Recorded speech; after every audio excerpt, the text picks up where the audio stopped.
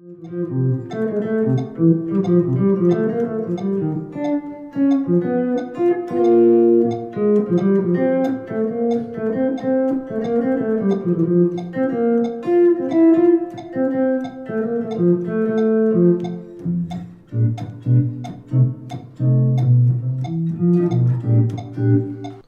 few weeks ago, I made a video about jazz melodies, so-called jazz blues heads, and in that video I say that you shouldn't start with the tricky bebop, Charlie Parker jazz blues heads.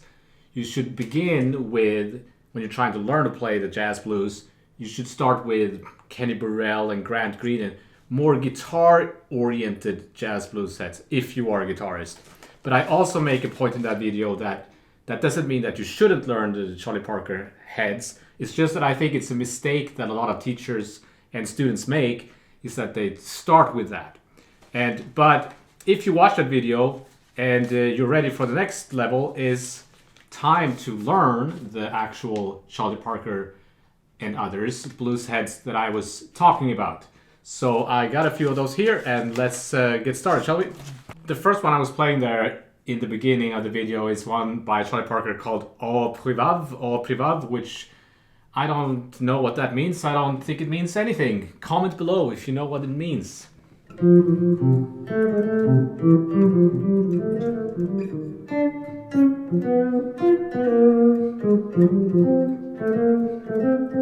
So let's record a little loop with a jazz blues. So what is a jazz blues? Some of these heads have variations of the chord changes. So I'm just gonna do a generic typical jazz blues. So F7 and the 2-5 to B flat. F, I like to go like this. C, F, 2, 5. You could do the quick change, but in this case the quick change doesn't sound that good. So I'm just playing F for 3 bars, and then a 2-5 to the 4 chord. Here you could go diminished, right? I'm not doing that just for now. Then I do F, B flat, A minor, D7, just because I like that movement. G minor, C. So let me loop that.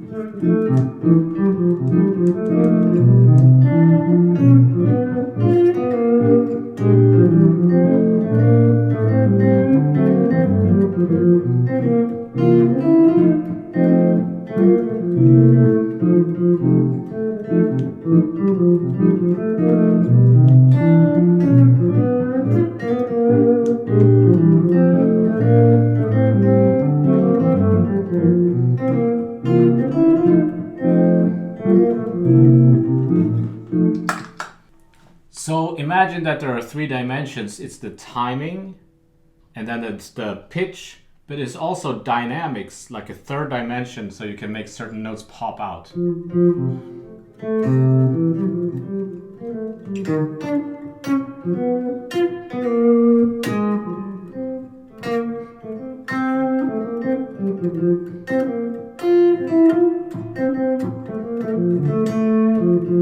Maybe the last one, putting emphasis on the very last note. So I'm not saying that this is what Charlie Parker did. I'm just kind of trying to use my own imagination here. But it's kind of my job, or your job if you're the melody player, to make these heads come alive. Obviously, when it's notated in the real book or whatever, it's not an exact notation. Charlie Parker's timing, which was, and his phrasing is more sophisticated than you can capture with regular notation. I guess you could, but it would kind of be too weird to do that. So the idea is to simplify, so then you interpret the melody. And you should also, of course, study closely how Charlie Parker is playing this melody and others. Because obviously you need to make it swing.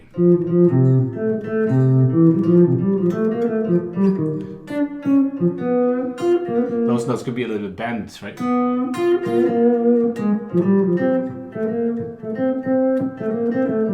So instead of, I like to think of it more like,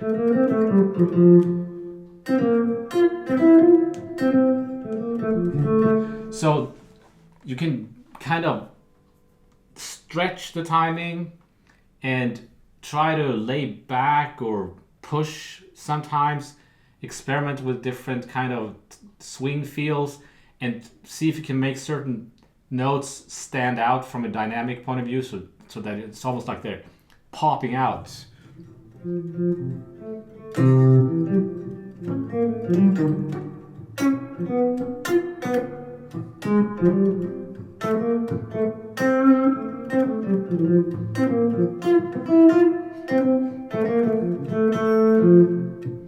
Later on, I will talk about how, or rather what it is that you're actually learning from these heads. Well, first off, you need to know them because people are going to call them on gigs and jams, but there's also something that we learn from these. So that was all Prevav, and I'm going to put these on my Patreon page, and I know a lot of you want tabs, so I put tabs on here, but I don't want you to be slave to these tabs. I want you to try different fingerings. Next one is Billy's Bounce.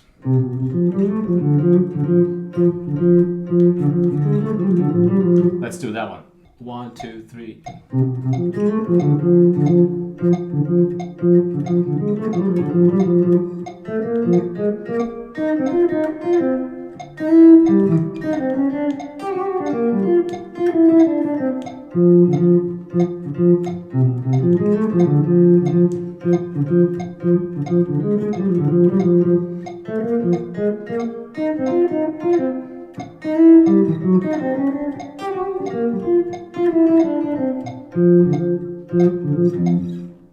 So there is this problem when we guitar players are supposed to play a melody, because are we playing it in the octave it's written, or are we playing in the octave that it's supposed to sound? Because as a guitar player, we're playing the wrong octave, and you should actually have a treble clef indicating which octave, or that's the case.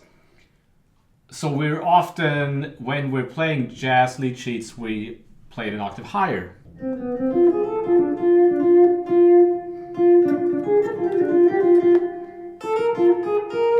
But when I heard George Benson play, he plays it down here. That actually sounds better, and a lot of these jazz bebop heads sound better when you play them in the lower octave, I think. Like,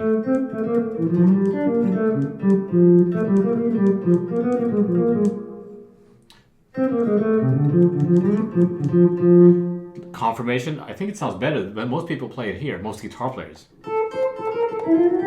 So that's just a matter of taste, and also sometimes if you play it in the low octave, you won't hear it. So this one is famously recorded by George Benson. I think he plays a little bit different. He plays.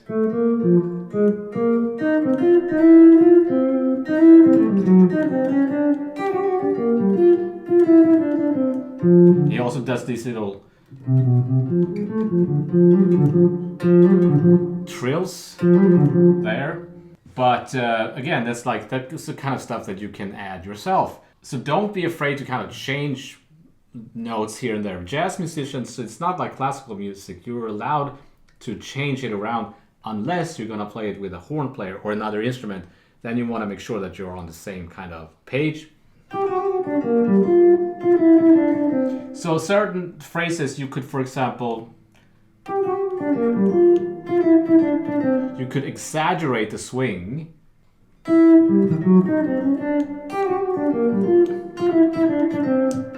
Or play it very even. And everything between. So swing is like a spectrum, right? So I've talked about that before. So try to experiment with that kind of stuff and listen to how other musicians play it. Great musicians. If you're gonna steal, steal from the best. So later on, we're gonna try to use these ideas and see if we can take them with us and use them on and incorporate it into our own jazz vocabulary. So we want to make sure that we understand what's going on. It's a fifth and leading note back to that chord tone.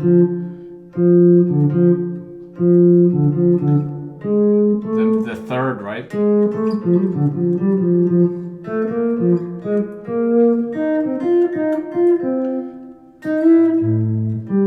The third, flat 9 of D. I'm surrounding that D, which is the fifth of the G minor. So I like to use fingerings like that. I don't know if you can see. I like to do the surrounding notes on the same string as the note that I'm resolving it to, otherwise it gets confusing in my head. So even though it might seem weird to only use 2 fingers like that, that's how I do it.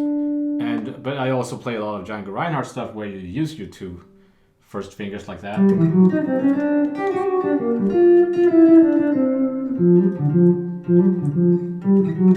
But if you've come up with a better fingering that works for you, that's just great. I'm pretty sure these are all by Charlie Parker so far. I'm not sure if Billy's Balance is by Charlie Parker actually. But Now's the Time is the next one. It's definitely by Charlie Parker, and I think people played in B flat mostly, but for the sake of this video I'm using F for all these. 2, 1, 2, 3.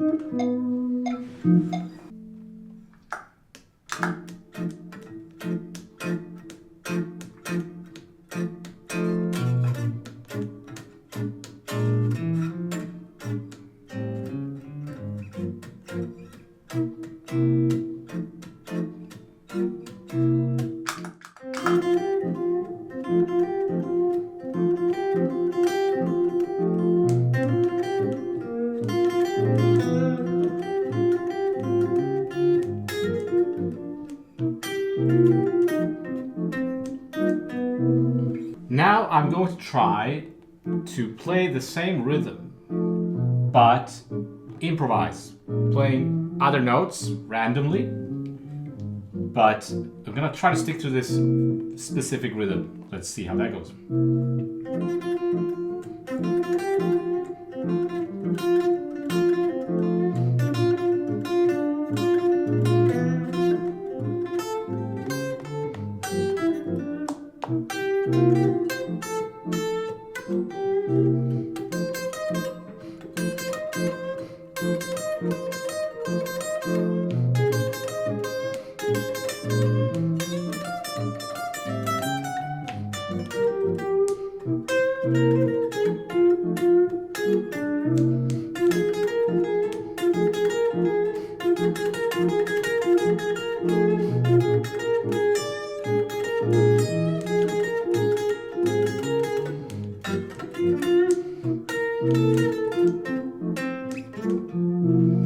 That wasn't super great, but you get the idea.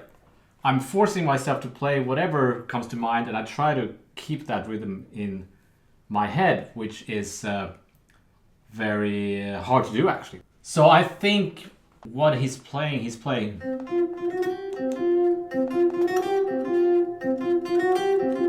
If you listen to it closely, I think there's another note in there. Maybe that's a sax thing, I don't know. But most people don't play it like that, they just play it. There's also a question of, is it, or is it just a ghost note? I like the B natural. It's like a blues diminished kind of thing.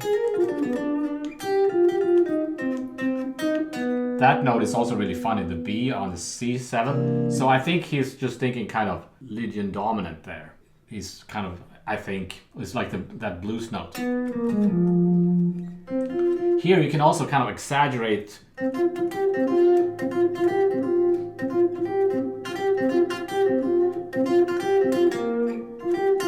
those notes should also kind of da da dee dee bow da dee dee bow.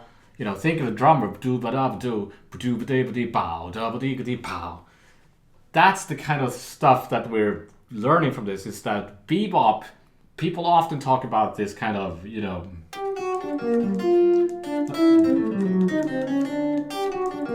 how you're kind of surrounding chord tones and playing ornamentations. But for me, the main thing about bebop is this kind of do da da do do do do do da do do do do do ba. It's how it kind of just kind of keeps hitting you, like it keeps you going forward motion.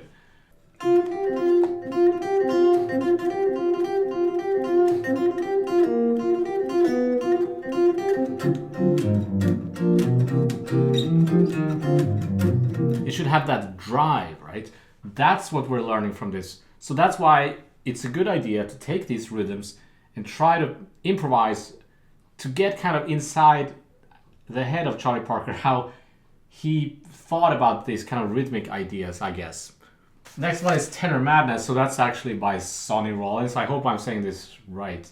It's not a Charlie Parker tune, so Tenor Madness also usually in B flat, but we're playing it in F. That's another thing, you should learn these in F and B flat, but also other keys. You don't have to learn every blues head in every key, but you know, C, F, B flat, E flat is a good one, G is a good one for guitar players. And obviously the reason we're playing in these flat keys is because of horn players. So if I'm playing F, tenor sax is thinking G, and the alto sax, which was what Charlie Parker played, would be in D major, if I'm not mistaken. So here's Tenor Madness.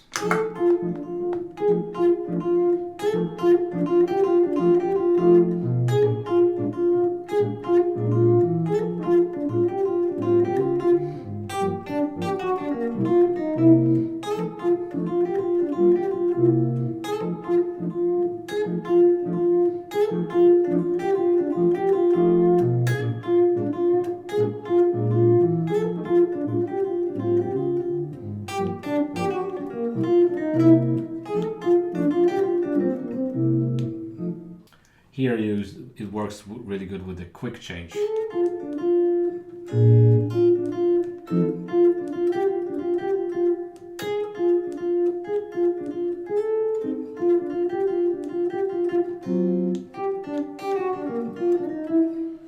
Here I have the melody written out as / rhythmic notation.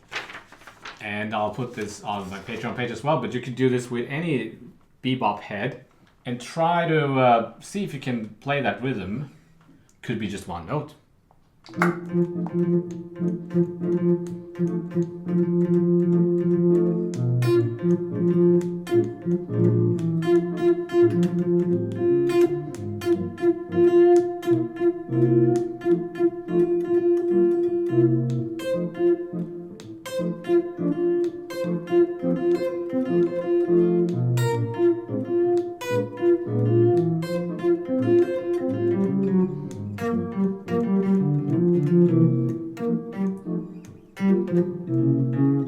So if you feel a little bit silly doing that, it can seem a little bit silly, but yeah, you shouldn't think like that. Just imagine that you are practicing drums and you're practicing rhythm. But of course, there's more to it than just the rhythm. There's a motif, like deep da boo da, deep da doo da, repeated, and then deep da boo da di da da di da da. The same motif, and the third time it has kind of an extension of that motif. So you could work with that kind of stuff too. Try to change it instead of play, I don't know.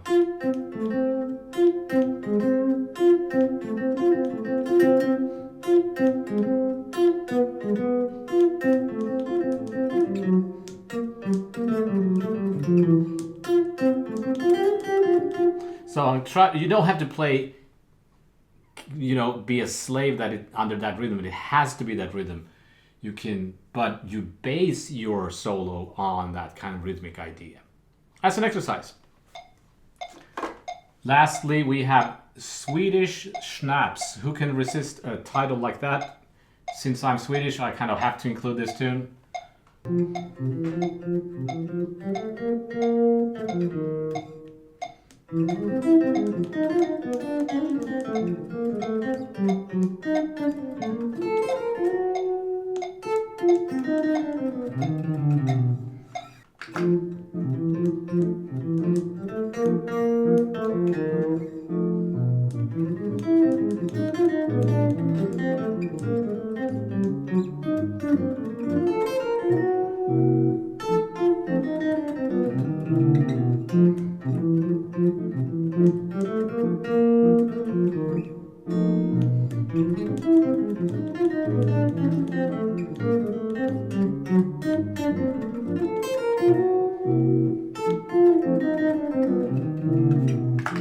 It's that, you know, that kind of syncopated, bouncy rhythm is what we're kind of trying to take away from this.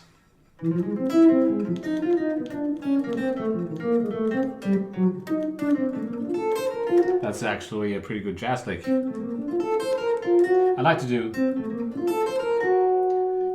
instead.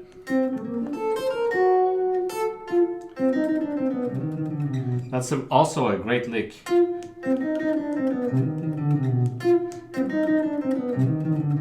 So try to transpose that lick to a blues, maybe something like a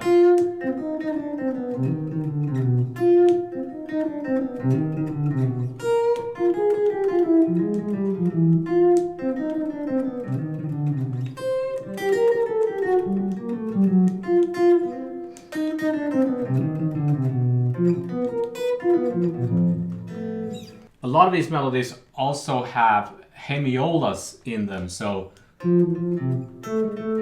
that's a hemiola, right? It's got digu digu, digu digu, digu digu. That's a 3-beat figure.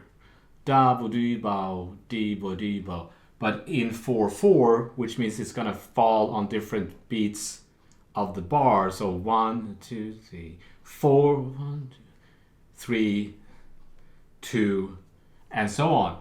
So you could try to keep that idea alive.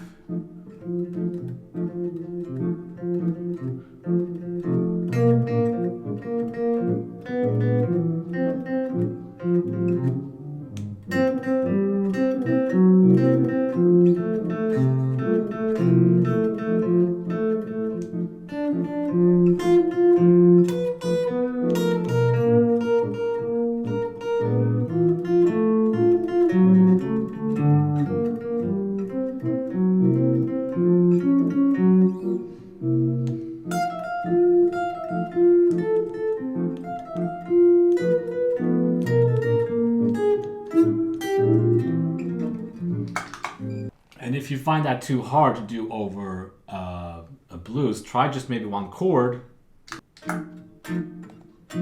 It's just an F.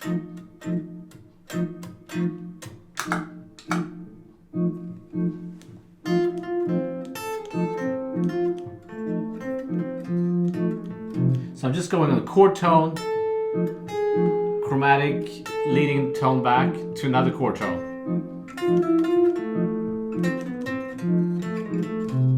It doesn't have to be that, but that's what it's happening in the beginning of the melody.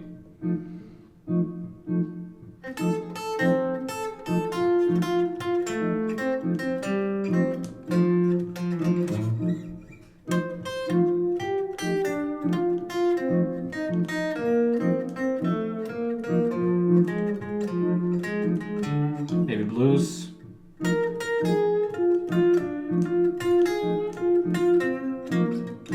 See what I'm trying to do? I'm trying to steal the rhythms and incorporate it into my own kind of musical imagination or something. That sounded pretentious, but you know what I mean.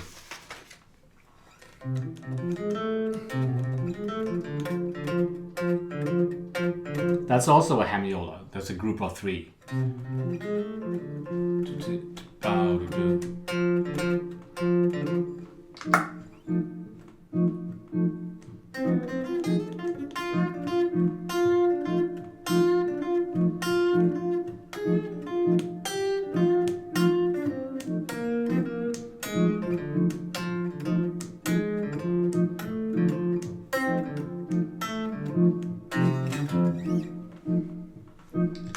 again, maybe thinking more like a drummer, thinking of rhythmic ideas. And I'm getting them from one of the most important voices of jazz. I think it's pretty safe to say that Charlie Parker is one of the absolute most important voices in jazz to study. Not that he invented jazz or that he defines jazz or even bebop. There were other players too, right? Bud Powell, Dizzy Gillespie. But there's something about Charlie Parker that kind of defines what jazz is. And if you should have a certain level of understanding of what he was doing, I think. And then some people think that there's too much emphasis in jazz education on Charlie Parker, that there are other players that just as important to study, sure. But a lot of the stuff that people do when they play jazz comes from Charlie Parker. And these blues heads are very important to know and to study. But again, my kind of perspective on it, it's more about the rhythm and the rhythmic kind of drive that I want to take away from this, rather than just the kind of intricate melodies, if you know what I mean. I hope that's not too confusing. So if you want to study this some more, where to go from here? Well, I have, of course, that video called Jazz Blues Melodies, if you haven't watched it. And I also have a video where I talk about the Lydian flat 7 scale. I talk about how to use that over blues over a Sonny Rollins tune. So I'll put a link to all those videos in the description. And again, super big thank you to my patrons. And this stuff is on my Patreon page. And yeah, thank you for your time and attention. And I shall see you next time.